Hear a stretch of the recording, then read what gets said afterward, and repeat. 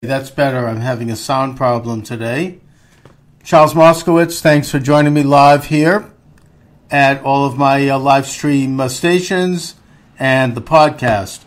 I'm hearing a lot of tumult and hand-wringing over the entrance of Howard Schultz, the CEO of Starbucks, into the presidential race. And I would suggest that he's a very formidable candidate and a pretty good guy, not a bad person to be running. Very much fits I think, the zeitgeist of what this country is and where we're going in this age of Donald Trump. Very much a part of the counter-revolution, and actually the only candidate that I've seen come down the pike so far that actually would pose as a threat to President Trump, which is why President Trump has responded to him and done so in a rather vehement way. Howard Schultz is a businessman, and he's a very successful businessman. He's a billionaire, as Elizabeth Warren chose to remind us. And I think in this country, we rightfully admire millionaires and billionaires. They're great. He has created this incredible company, Starbucks. I don't think anybody can deny that. It's amazing. Not just because I personally like it, but just it's an amazing company. And he's now saying things like he wants to make America great. And, it seems to me that we ought to hear him out. Now, I am a supporter of President Trump. However, I will point out that I think that he's an interesting candidate, and I'd like to hear him. I'd like to see, how he does in a debate and how he speaks publicly, and maybe learn a bit more about him before we all see left-wingers starting to boycott Starbucks. They are showing how really out of touch they are with politics as it is today. They're worried that he's going to divide the vote and help Trump get reelected. I mean, he's probably the only person, as I've said, who's in there who has any remote chance of taking on Trump. Who else would do it? I mean, Cory Booker, Bernie Sanders, who else they have? Biden, Kamala Harris, Elizabeth Warren. These people are all old-style, old hacks who embrace the old way of doing things that Americans are rejecting more and more every day as they wake up. People may say that they admire, for example, Barack Obama. He's got a shelves after shelf of awards, and he's been given all these accolades.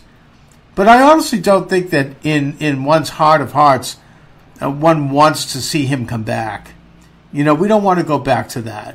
Nobody wants to bring it back. We like to throw him another bouquet in the distance and thank him for his service, and move him on. It's like here in Massachusetts, Deval Patrick. I mean, and everyone was afraid to criticize him, so you give him awards, and then hopefully he goes away. Now he works at Bain Capital.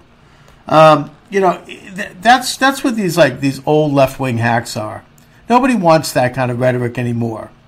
We want to hear from people who are in business and who understand how things work. And that's what Howard Schultz is, and that's what Trump is. So to my way of thinking, that is a very good, solid matchup of candidates. I mean, with Schultz being more liberal, Trump more conservative, well, fine, let's have the debate on that.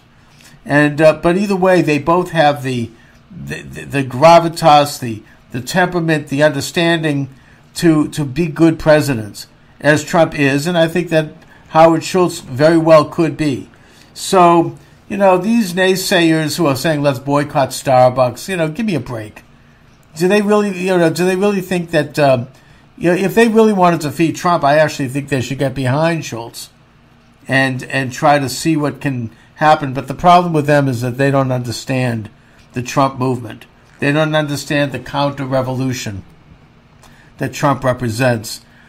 Instead, they have this irrational, incoherent hatred for Trump without really knowing what it's about. And I think as long as they're locked into that loop, they're going to lose, and we're going to have a winner, whether it be Trump or a Howard Schultz. I say it's great news, and it's positive, and he represents, I think, a good image for this country. He also, by the way, at least he's making inclinations, that he embraces all of the best aspects and policies that President Trump and his administration have embraced. And maybe he's leaving aside some of the bad stuff. I don't know. We'll see. But I say let's hear him out. Let's find out what he's about. And as we move forward in this election, we'll see what happens. I honestly don't think that any of these people in there today are going to really be in there by next year or by the end of this year. Anyway, thanks for watching, everyone. Charles Moscowitz. Have a great day.